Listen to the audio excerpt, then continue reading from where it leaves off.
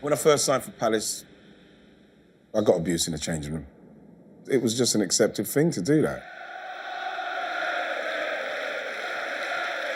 Steve Coppell had started to assemble a team that were young, vibrant, athletic. Right away, Wright's up with him. Crystal Palace can win it here with Mark Wright.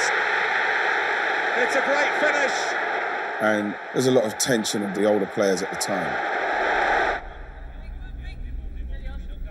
In training, we played blacks against whites.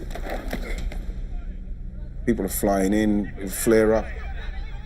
A lot of the time, the black guys won. You know, it was, and some of the times there was friction.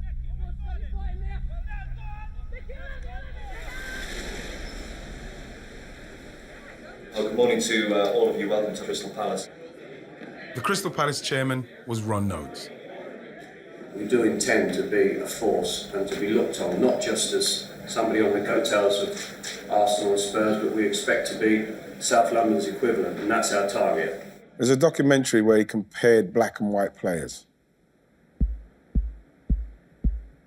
He said this in 1991, the black players at this club lend the side a lot of skill and flair, but you also need white players in there to balance things up and give the team more brains and some common sense. There's no way you can look at that comment and it doesn't feel like it's got some form of racist tone to it. Knowing Ron Noades, he wouldn't be saying it because he's got a racial vibe about him where he's trying to get that across to have a dig. I believe Ron Noades is saying that because he genuinely believes that.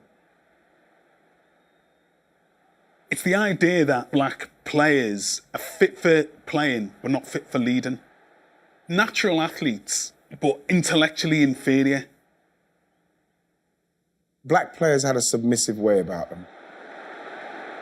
In a predominantly white environment, somewhere along the line, you are going to be the butt of jokes. If you're not somebody who's going to laugh and joke about with it, then you're seen as, oh, watch him, he's got a little bit of chip on his shoulder.